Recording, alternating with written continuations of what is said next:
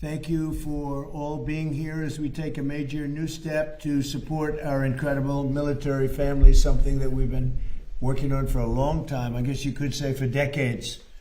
There's never been anything like this. Today, I'm signing an executive order to establish the first ever Presidential Military Spouse Commission. It'll be chaired by Jennifer Hegseth, the wife of, and highly respected wife, I may add, of Secretary of War Pete Hegseth, both here. I also want to congratulate the new executive director of the commission, Desiree. So where's Desiree? Where are you, Desiree? You do such a good job. Desiree Thompson-Sale, along with new commission member Christy Mullen, wife of Secretary of Homeland Security, Secretary Mark Wayne Mullen.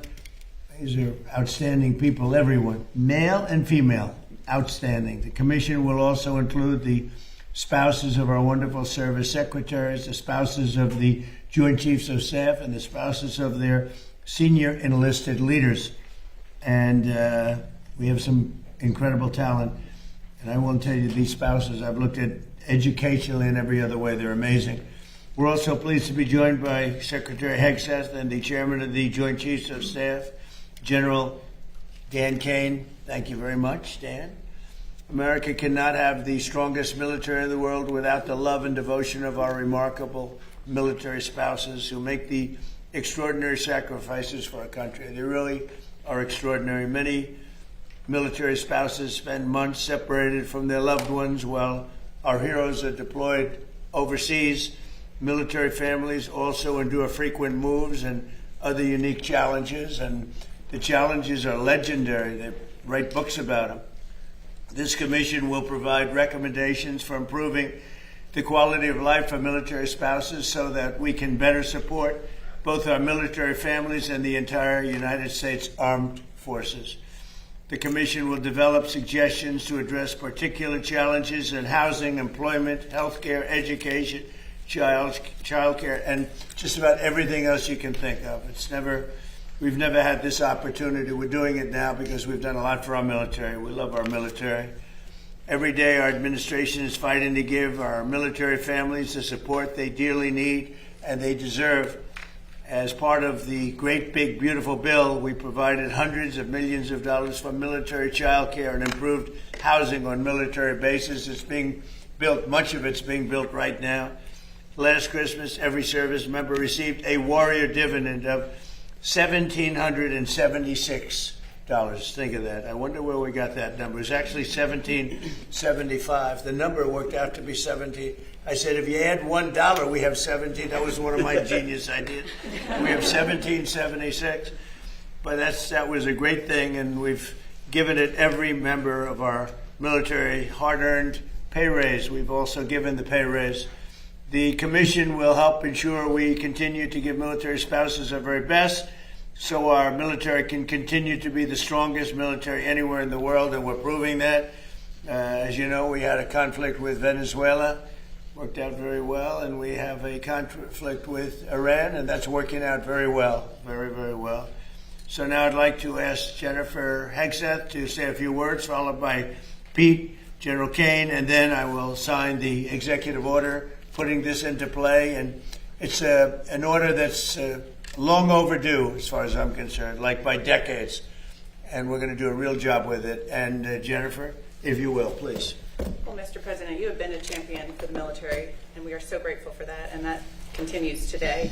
And like you said, these are generational issues that are long overdue to address.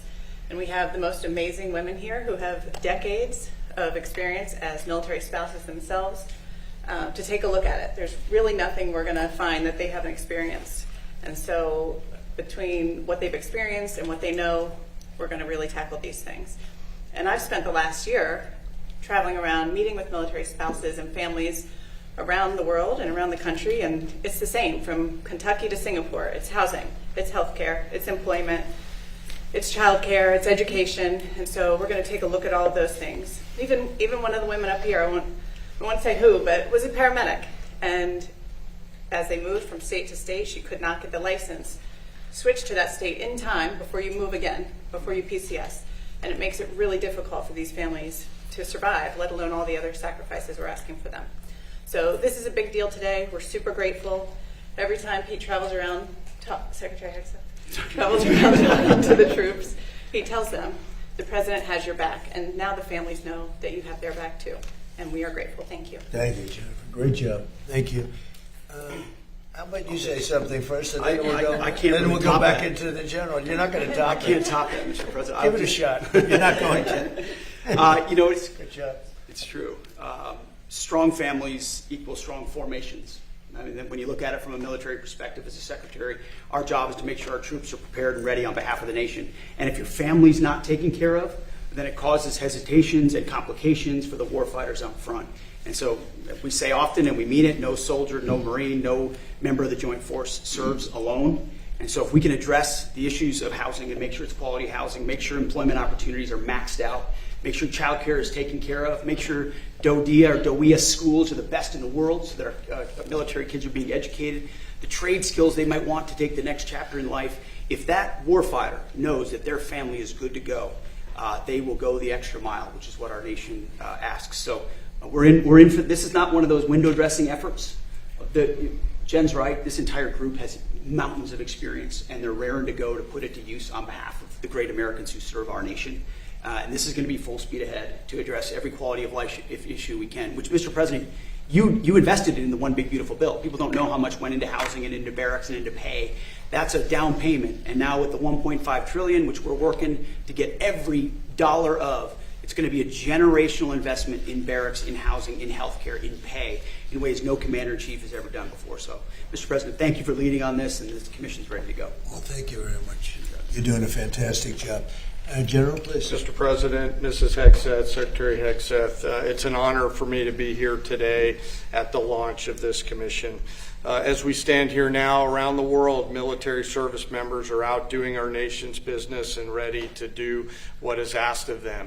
The foundation of American military readiness is the families, and the backstopping of all of that is the military spouses that serve behind them.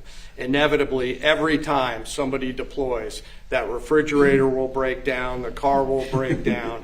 You think we're strong. American military spouses are 10 times stronger, and the lift that they carry is significant every single day. I want to thank this commission for the work that they're going to do to help improve military families' lives and military spouses' lives. It is a critical enabler for American warfighting capabilities. So to all of you here and all the work that went into putting this commission together, thank you. And Mr. President, we're honored to be here today. Where will they be meeting when you have meetings? Because you're going to be having a Here lot at the of White meetings. House. Do you know where you're going to be meeting, Jen? Every month here at the White House. Oh, that's great. Yes. We can't do better than Can't do better than that. that. Use the Oval Office. Guys. Would anybody like to say anything? Maybe Desiree, you could start, and then if you want to say anything, great time to say it. Please, Absolutely. Desiree. Well, I'll just be really short. It's a pleasure for me to serve as the executive director of this commission. I think it's a long time coming.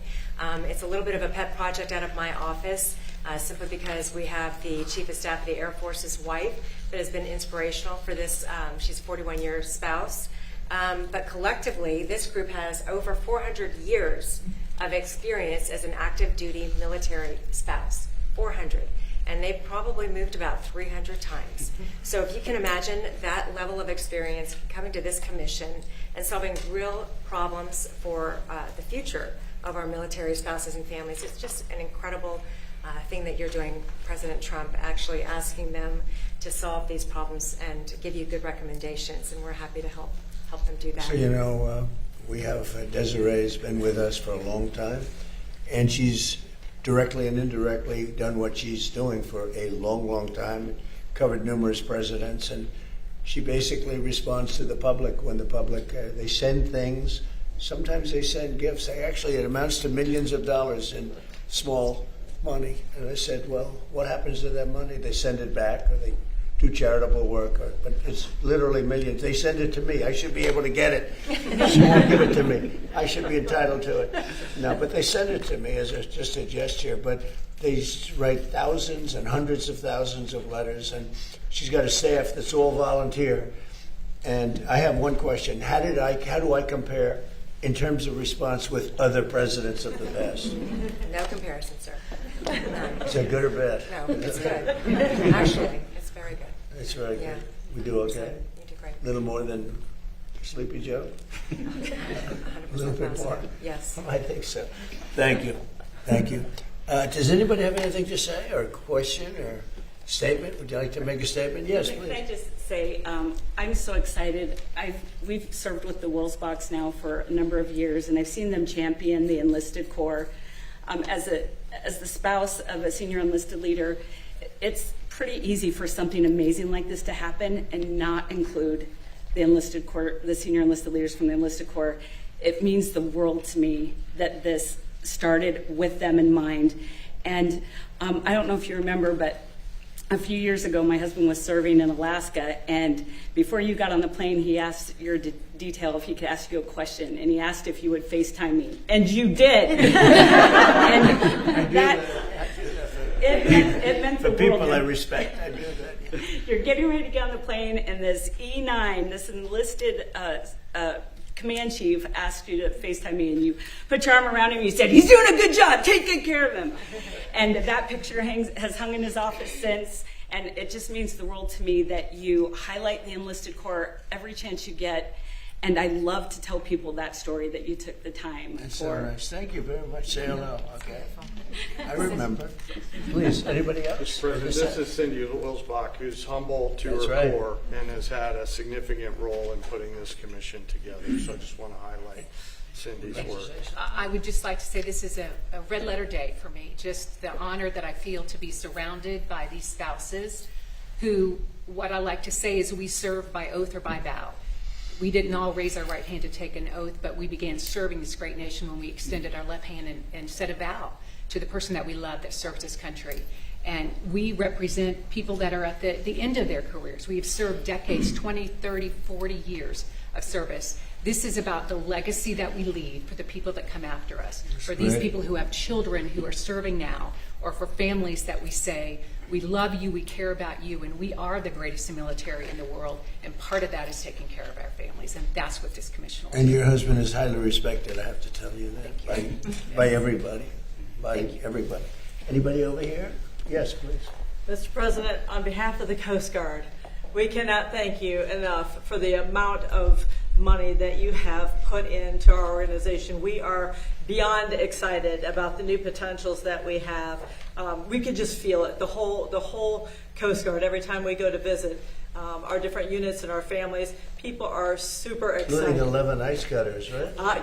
Absolutely, I'll be talking. Yes, It's going to be beautiful. yes, sir. Yes, sir. They had one. Russia has 48. They had one, and it was 50 years old. And you're going to soon be getting 11 brand new ones atop of the line. So that's a big. That's Our a big people are very thrilled and super excited and very thankful to you. So thank you, sir. Thank you very much. Good. Anybody else like to say? Last chance. That's it. So I'm going to sign this, and it's a real honor. And then if you like, you could ask questions of the people, and or me if you want.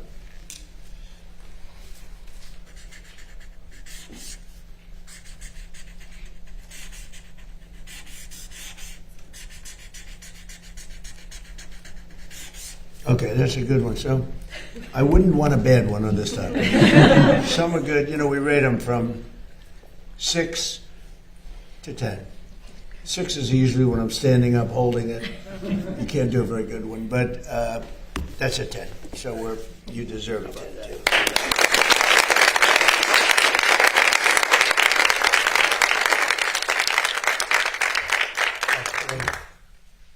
I think you should hold that, okay? Questions, please? Please. On behalf of the press corps, thank you, ladies, for what you do for our service members in this country. Right. Mr. President, are the talks with Iran now off and are airstrikes No, back they're on. They're going on right now. It's an amazing thing. We have a little problem with Iran because we have many talks and we'll say we have or we don't have. You know, we're straight about it. But they deny. But they're not denying it now. They just put out a statement not denying it. But for some reason, they, when they're talking, they don't like saying that they're talking. So I say, wait, we're in talks. Big deal. We're in talks. And they'll sometimes deny it, even though they spend hours and hours together talking. No, the talks are going along. We're going to hit them very hard yesterday, very, very hard, harder than any attack I think I can say, General, from a point of knowledge, any attack since World War II, that's pretty big, and we were set to go, and they called. And in addition, Saudi Arabia called, and UAE called, Qatar called, got calls from numerous people. I don't want to use the word begging, but some were, in particular, Iran did not want to be hit. And they said, we want to talk. We want to talk about the strait, but more importantly, from my standpoint, we want to talk about the denuclearization of Iran, because it's what it's all about. This is why I'm doing this. And it should have been done. It's now 50 years. We keep saying 47 years, but 3 years have gone by. But it's for 50 years that other presidents should have been doing or other countries. Didn't have to be us, but other countries. And nobody did it. And it was time, and we hit them hard with the B-2s more than a year ago now. And that knocked out their capability, their potential capability. And we've done a great job. But when we talk, we say we're talking. If we're not talking, when you ask me, no, we're not talking, I'll say it.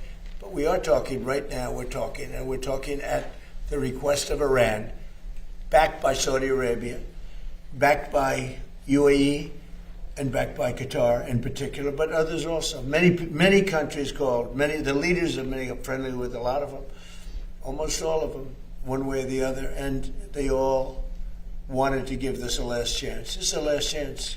This is not something that, if it doesn't happen, this is a last chance for them to sign a good document. Yeah, please. Mr. President, New York City Mayor Zoran Mamdani is requiring an ID to access his government-run grocery stores. What then is your message to Democrats who do not want to pass the Save America Act and ensure, ID at the ballot When was box? this announced? This was just announced. Yeah. I heard about it. Yeah. Well, I wish they'd have an ID to access the voting booth. They don't want to access the voting booth with any identification. We want voter ID, and we want proof of citizenship. Well, he also had a thing where you had to have 2 different IDs to shovel snow during the winter, right? So that's a very friendly question. I like her. Who are you with? One American News, sir. Very good. All right. Good question. Very good. A good group. There are almost 20 GOP senators who have pledged to stay in D.C. to pass the Save America Act. So what's your message to the rest of the senators who are still on their summer recess? I think there's nothing more important than the Save America Act. I think they should stay. They do what they want, but I think they should stay. Mr. President, I think it's so important to get it passed. Yeah. Mr. President, where are the Iran talks, and what are your requirements? Well, you'll find out today or tomorrow. I mean, they're going to go quickly, one way or the other. It's not very complex. We're talking about the strait, the opening of the strait, having it open literally by tomorrow, completely open. And that's phase 1. And phase 2 is we then will talk about the nuclear capacity, the nuclear, as we've been mentioning. Basically, it's, I think, the denuclearization of Iran. Has to happen. And that'll be the second phase. But the first phase is the opening of the straits. The second phase will be the denuclearization, and that'll take a little while. But we're very strong on it. They cannot have a nuclear weapon. Iran cannot have a nuclear weapon, and I have never changed in that. Yeah, please, in the back. Thank you, Mr. President. You said that if Democrats get back into power, what is happening in Spain awaits America. What should voters in other countries with elections coming up soon take away from what's going on in You have Spain? to be very careful with the whole socialist thing. I think in many cases it's much more than socialist. They skipped socialism. They went directly to communism. But when I saw what happened in Spain, I said, we had a version of that. You could say much worse.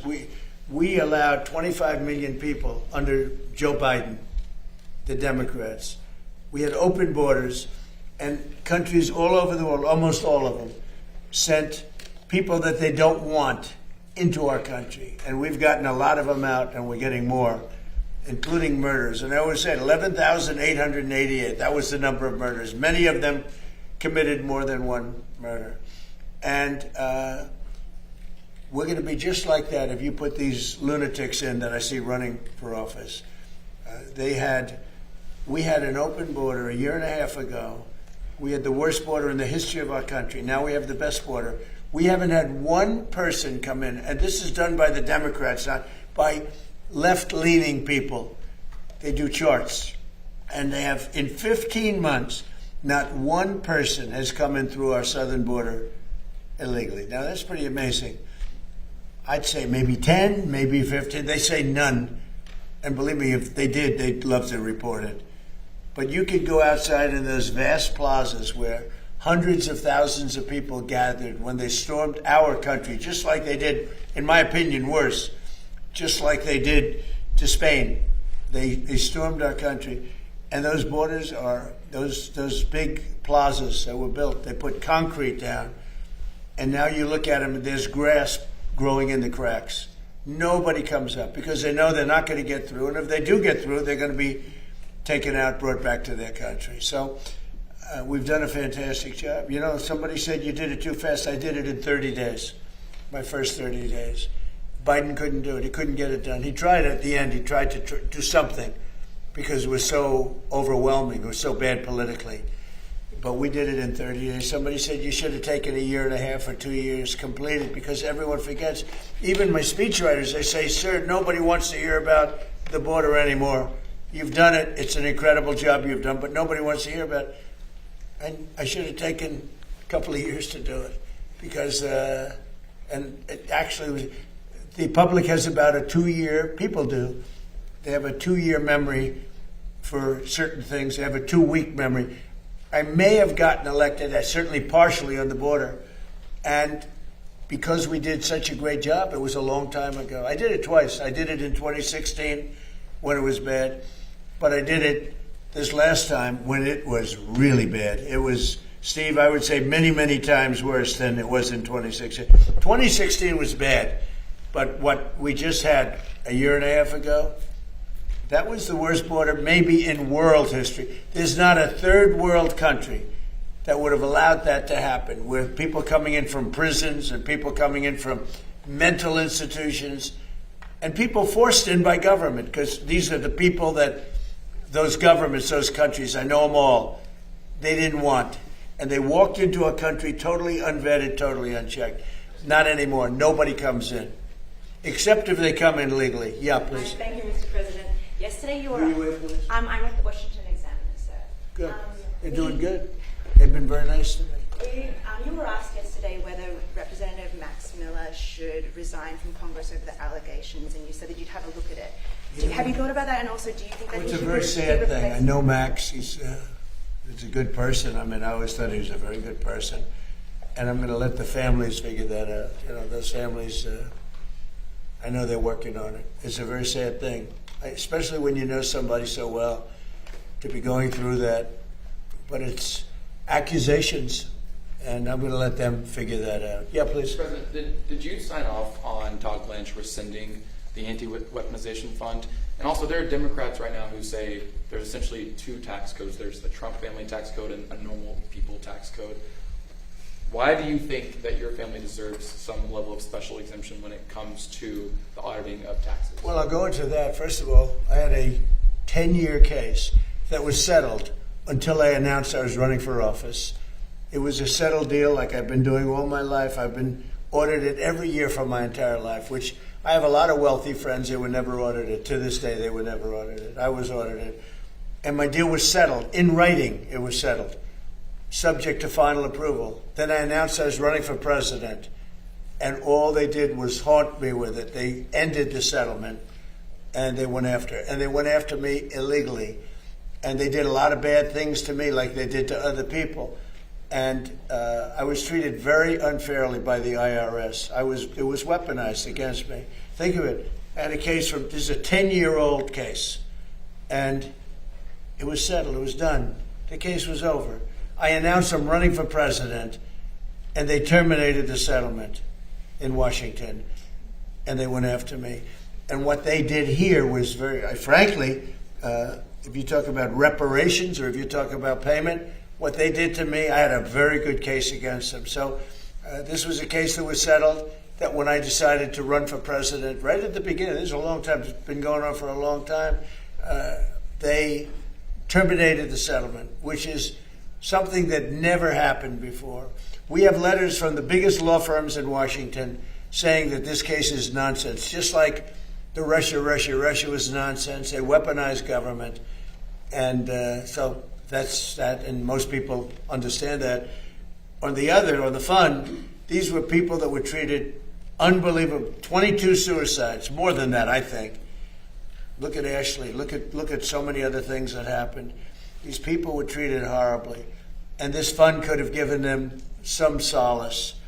But it happens to be very popular among many quarters, and I don't participate in that fund. I was certainly treated badly.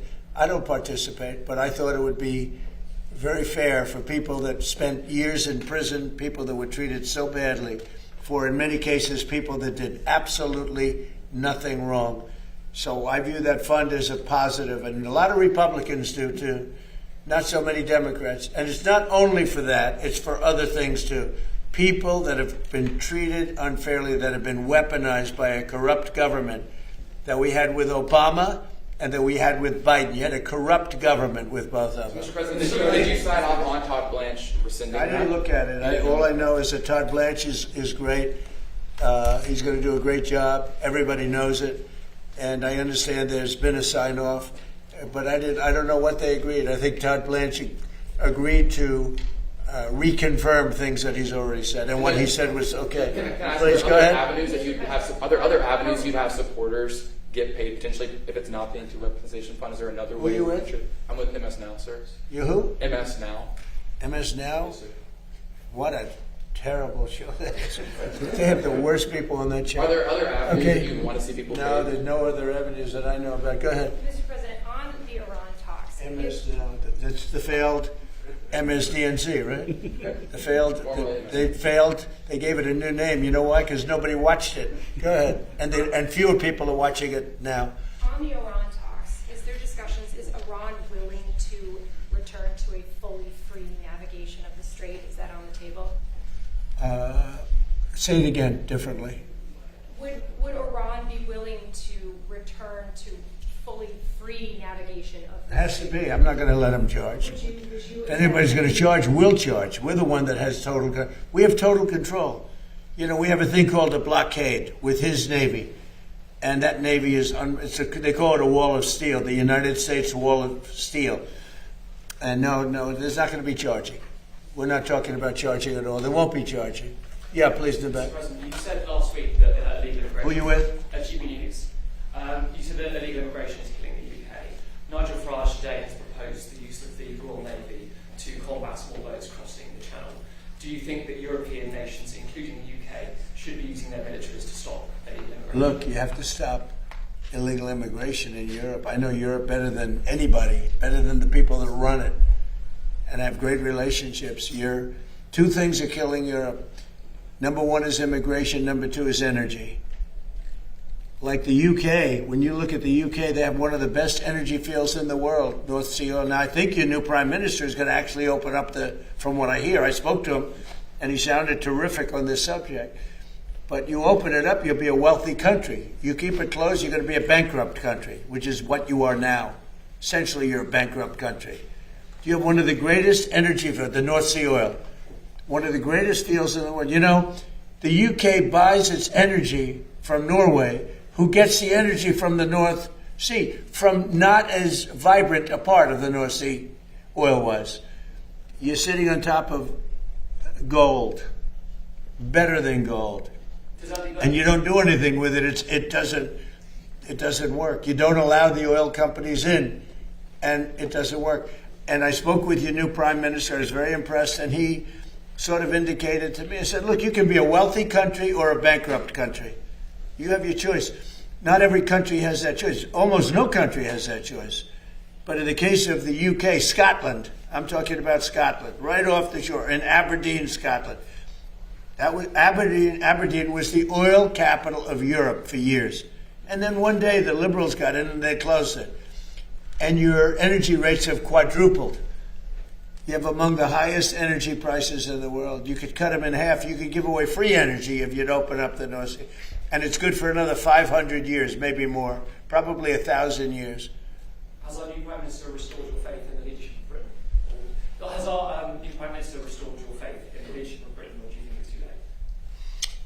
look, I think we're going to have a very good relationship. We'll see. I'm not going to tell him how to run his country. But I can tell you, immigration is an incredible problem for Europe. You're allowing people in that in many cases are not going to help you. I'm going to be nice. They're not going to help you. And the people that are there, people from your country, people from other countries that have been there for a long time and did a great job, beautiful place. Look, I love it. You know, my parents both came from Europe indirectly. So a German, Scot, and you know, it's like one of those things. It's very sad. When I see what's happening to Europe, it's very sad to me. But they have a problem with immigration. They have a problem with energy. You have windmills all over the place. Windmills, you lose your shirt. Any country with windmills is a loser, okay? You just have to look. If they have windmills, they're a loser. Because you lose money with windmills. Mr. President. Yeah, please, go ahead. Thank you, Mr. President. Go ahead, who are you with? John Fredericks Media. Yeah, that's right. Original name. What was your name before? John Fredericks. Go ahead, John. Where, Mark? Two domestic questions, sir. The first one is Exxon and Chevron, integrated all U.S., just announced record profits second quarter. Unbelievable. For Exxon, for instance, 14 billion, highest they've had in over a decade. For Chevron, for the quarter, highest in history. On the backs, by 12 times. On the backs. You saw that? Yes. I mean, it's unbelievable. On the backs. I don't like it. Workers paying higher gas. Is our... They're making too much money, okay? Based on a shortage, they're making too much money. I don't like it. And I should be the last one to say it because I'm a big free enterprise guy. Nobody bigger. And, you know, you're going to see oil when we're finished with Iran. You're going to see the prices drop through the floor. But they made too much money. Too much money. Chevron, too much money. ExxonMobil, too much money. When you look at one company where they made 12 times what they made the year before, they got to give some of that back to the public. And they better cut the retail price, the consumer price. Too much money. You're surprised I'm saying it? I'll say it loud and clear. I'm not happy about it. Go ahead. President, have you talked to Gene Paris since Friday? Go ahead. Just one. For those of us here that live in Washington, D.C. with our families, like I do, the renaissance of the city that you've been able to do in 18 months is incredible. Before you were here, Did you hear that, everybody? The renaissance of Washington, D.C. in 15, 16 months is incredible, and it is. It's clean, it's safe, and you haven't seen anything yet. We're replacing all of the grass that hasn't been replaced in the fields, all the beautiful fields where the grass is. You know, grass is like humans. It has a life. This grass hasn't been changed in 100 years. We're doing all the fields. We're doing most of the graffiti is moved. But the most important thing is it's been beautified. We did 78 monuments and fountains and waterfalls, and they went from being horrible, mostly graffiti said, most of them for 25 years never worked. They haven't worked. And it's a renaissance, like you use the word renaissance, but it's a renaissance. But the biggest thing is we have very little crime now. This was the crime capital, frankly, of the world. It was the most unsafe capital of any country in the world. Now it's one of the safest, and it's one of the safest places in the United States. And people are coming down. You see it, the tourism in Washington, everyone's safe now. Nobody's getting mugged, shot. We used to lose 3 people a week. Death. That's the least, it's 3 people in terms of death. 150 people a year were killed. They come down from Iowa, they come from Indiana. Mom, I'm looking at the Washington Monument. And they end up getting killed. You call their parents, I'm sorry. Doesn't happen anymore. We don't have that anymore. We're rough, but we don't have that anymore. Our military has been unbelievable, and they work very well with the D.C. police, but our military came in, the general, people that we know so well, General, right? They don't play games, and we got the gangs out. We removed almost 5,000 people who were career criminals, who came in with Biden with the open borders, a lot of them, and they're no longer here. We sent them back to their countries. You've got to say, have you ever seen such a transformation? It's unbelievable if you live here. It's just, you don't want to go back. And now you can walk to work, you can walk to the White House. The people in the White House, they tell me, sir, thank you. They're thanking me all the time. They used to have to take Uber, and the Uber would be robbed, okay? They weren't even safe. They'd go to a restaurant, and they'd feel safe at a restaurant, and then the restaurant would be robbed. Do you know the restaurants were all closing? And now you can't, if you're a restaurateur, you can't get a restaurant. You literally can't. The restaurants are booming. Crime is down 92%, maybe more. I want to get down 100%. You know, the greatest statistic, though, that you have is that 2% of the people create 91% of the crime. You can really handle that. And we moved almost 5,000 people out. They're criminals, career criminals. We moved that, or in some cases they're in jail. In some cases, they were so bad, they came in through Biden. They're so bad, we don't want to move them out. We want to put them in jails because we're afraid they're going to come back in somehow. So I appreciate you saying that. Would you consider going to Congress if they come in and try to roll it back, the new Democratic mayor? And you had a mayor who's, I guess she's a communist. I mean, she says she's a socialist, but I guess she's a communist based on what she says. But I have not met her yet. I look forward to meeting her. Would I federalize? Basically, you're saying federalize D.C. Yeah, well, I'm allowed to do that. Would I do it? If they want to, we took something that was in deep trouble. It was a graffiti-filled, crime-filled mess. We turned it into Shangri-La. We turned it into a great place. Look outside. Look what's happening. Look at the beautiful ballroom and military center. It's a military center, much more than, we have a drone port on top. Look at the grass in front of the White House being all replaced with the top stuff. The parks are all being replaced. It starts very soon, actually. We'll do one at a time. It's about 700 acres of parks. They're all going to have brand new, the best grass you can get. Scots. You know Scots? Scots Miracle-Gro. They're doing it. They do great grass. What can I tell you? I got to give them a plug because they did the White House for free. Sir, a friend of mine, a guy that, he's terrific. We'd like to give you new grass at the White House. I said, I'll take it. How much? He said, free. I'll take it. One of those things. Thank you. Thank you very much. Mr. President, this is at least the 5th time you've turned off airstrikes against Iran since April to negotiate. What is your message to the American people who are wondering what has changed this time? Why should it be any different? Well, you don't know. I don't know. I think we're going to maybe get something, but I want to give them every last chance before decapitation.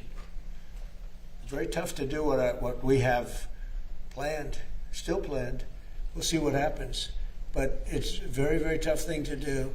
I think I'm very proud of the fact that I'll give people a chance. This is a big move. To do an attack that big on a country, I'd rather not do it. Now, we've already, through lots of large attacks, but they were normal large. Hopefully they'll come to their senses, because what happened cannot have a nuclear weapon, but hopefully they'll come to their senses. So they called me, and they said, please don't attack, we'll make a deal. That's the real truth, and everyone knows it. And who wouldn't call? And they found out through leaks and sleazebags, a lot of sleazebags, leakers. Leakers should be put in jail. They have to strengthen up the laws for leakers. But in this case, leakers helped, because they said the severity of the attack, and Iran knew it. They knew what was coming. It was going to come last night, and it would have gone on for a long time, and there'd be essentially very little left. There'd be nothing left. And if I'm given a chance to let a lot of people live, I want to give that chance. So I'm under no time constraint. I don't happen to be running, but a lot of very good Republicans are running. And you have a sick ideology taking place right now that, hopefully they'll be defeated, because they'll destroy the country if they ever take over. But this desk is like a blocking desk. No matter who gets in. If it's bad, I block. And I'm good at blocking. If it's bad, if it's stupid things like the things they want to do, we want to get rid of the U.S. Senate. I don't like a lot of Senate, just to be honest with you. I don't want to get rid of the Senate. We want to get rid of the Supreme Court. They want to put now 21 or 23 people, that's the real, on the Supreme Court, or get rid of it.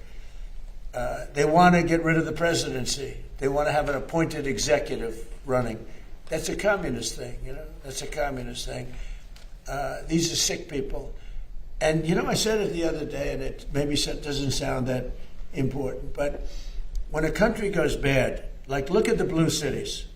What do they have in common, aside from massive crime? Much more crime. The Republicans have very little crime. But what do the blue cities have in mind? And also you can say this with nations when they go bad. The blue cities have something in common: crime, high crime, vicious, violent crime. But what do they have in common? They're all dirty. They're filthy dirty. Their streets are dirty. Their streets smell. Their storefronts are broken. Their trees are all gross. Everything about the place is dirty. And I don't want to mention any specific city. It's really all of them. But you go into these cities that are blue, they're crime-ridden, and they're filthy dirty. They're like Washington, D.C. was a year and a half ago, with graffiti all over the place, with crime all over the place, with people afraid to be here. You had to be ashamed of your capital. Some of the most beautiful buildings built in the real time. Like you look at the Supreme Court building and they put graffiti on it. The most beautiful columns I've ever seen. In fact, our columns are going to be nicer at the ballroom. I said, I want the Supreme Court, but better. But you look at those columns, how magnificent, and then you see graffiti on the side of the building. No artistry, just bad people. But the one thing they all have in common, crime. The two things, crime, but they're disgusting. They're filthy dirty. The streets are dirty. They have people lying all over the street doing you know what. They're all the same. And this is what we're going to put in it. Not going to happen in our country. Go ahead, please. Yeah, in the back. When someone, me, sir, or Barry? Go ahead. When a group loses, I'm sorry. He was very rude to you, right? Go ahead. Who are you with? I'm with Real America's Voice, sir. Sir, when a group such as the Haitians lose their temporary protective status, how soon should they be bussed and flown out? Well, we had a big victory in court on temporary, you know, the protective status. And I largely leave it up to my people. But we've had people here for many years and they were here temporarily. You know, we had people coming in and they've been here for many, many years. And they had a tragedy in their country. They had, sometimes it was storms, or it was, you know, it was hurricanes. And they come in and, you know, they're here for 12 years, 14 years. So something's got to be done. Yeah, please. Mr. President, on the oil company, have you spoken to Jeanine Pirro about her decision to drop criminal charges? No, Jeanine Pirro made a mistake. There was vandalism. I just told you we did, I think, 78. One of the things was the reflecting pool. Hasn't worked since 1922 because it always leaked. It always leaked from 1922. You know, it's the largest, longest pool ever, and all that. The concept is beautiful, but it always leaked because of the size, because of maintenance, whatever. But it was built in 1922, and from the day it was built, it leaked. Biden spent $58 million. Barack Hussein Obama spent much more than that. He said, I have an idea. Let's take the water from the Potomac. So they took the water from the Potomac, and it was putrid. It was putrid. It was a disaster. Biden was a disaster. I said, I'm going to get that fixed, along with Doug Burgum and Department of Interior. And we worked hard on that. Now, we worked hard on all 70. It's actually, I think, 81 now. You saw the new horses that just opened by the bridge with the gold. That was the way they were many years ago. Now they look better than they did many years ago. But these monuments look better than they did when they were originally built. Not just a little fix-up. We made them the way they were, plus. And everyone's so proud. The biggest, one of the bigger jobs was, not really the biggest, believe it or not, but one of the biggest was the reflecting pool. And we did a great job. We sandblasted the stone outside. It was granite, so it has a long life. We did a great job. We got very expensive material to put on top of the surface that always leaked because it was stone. It was a stone surface. Always leaked. And we put it on. and it was beautiful. Now, we have photographs or tapes, like moving cameras, right? We have them where people are on the side cutting it with a box knife. Now, I'm not saying I was 100% thrilled with the contractor, but the contractor was rushing. We wanted to get it open for July 4th, and we got it done. But in addition, there was vandalism. Number one, look at the grass, where the grass was all knocked out with a very, very powerful ingredient that we know very well what it is. I'm not going to say the name because people get ideas. And they put a terrible phrase, I won't say that either, but a terrible phrase on a massive piece of grass that we had just replaced. Kill the grass. We had to replace the grass. A lot of grass. In addition, they took knives or cutters and they cut the material. It's material. And they put their hands and they pulled it. And there was also some maintenance things that we would have routinely fixed. But we had that up and it was perfect. And then you had the bubblers, which get rid of what forms in the water. And that works great, but they turned it off because of the fight. Because it competed a little bit of noise during the fight. They turned it off. And it grows very rapidly in the water. But that actually works very well. And that's all. So now we're just about set to reopen it. And we had to replace cut areas where they cut it and ripped it. But there's a tape, and Jesse Waters, by the way, did a whole big thing on it. There's a tape that's out there that I posted on Truth, where you have people leaning over the side, the weakest part because of the flexibility. It moves. It's very complicated. It moves. And the softest part has to be flexible. And that's the stuff you can cut. And these guys knew what they were doing. And they cut all the way along the base. Cut, cut, cut. Now, when Janine looked at it, it was the day after the 4th of July, with the largest fireworks display in the world. And the stuff was laying all over the pool, the fireworks, because they used the pool as one of the, and it was all over the pool. It was the day after, very shortly thereafter. But that was working beautifully, and it was vandalized. And if you look at the tape, now the tape isn't a great tape in the sense that it's a little hard to say who it exactly was. But it was people cutting this very expensive material, waterproofing material. Anyway, it looked beautiful. And then they cut it, and they vandalized. And we weren't necessarily thrilled with the contractor, but they did a job, and they were fixing any problems.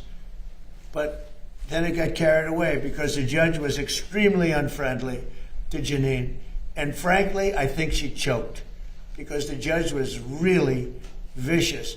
Instead of going after the people that did it, the judge went after her and went after her department. And I guess she choked. I don't know what the hell happened. Are you reconsidering her role? I don't know what. You don't. You're fake news. Don't ever talk again. You're fake news. One of the worst in the business. Fortunately, nobody watches you. But something happened. There was vandalism there. And there were some things from the contractor which we would fix, but it's almost complete. And when it opens, it's incredible. It's really incredible. But remember this: it leaked from 1922. It opened in 1922. They never solved the leak problem because it was stone, and the cracks with the stone. Stone is really not a waterproofing material. We essentially use a very high grade swimming pool type material, which was my idea. I was very proud of that idea. By the way, I didn't know the contractor. Everyone said the contractor. I didn't know the contractor. But when it was completed, it was perfect. But then somebody went in and cut it, just like they did the grass. Nobody talks about the grass. The grass have helicopter pictures of what they did. Wasn't it 87? Right? Do you know what they did, right? Did you see what they did? Did you see what they wrote? What did they write? 8647. That's right, 8647. They 86 them, so it's 8647. They didn't do 45. At least they left 45 out. But they and massive letters on the grass, 8647. And nobody talked about that. Was vandalism too. We had to replace all that grass. It was a tremendous amount of grass. Because when you hit it with this poison, it's acid, it kills the grass no matter how, you can't even clean it, even if you got there right after. It's very powerful stuff. I know it well. So people did great damage to this thing because they're sick people.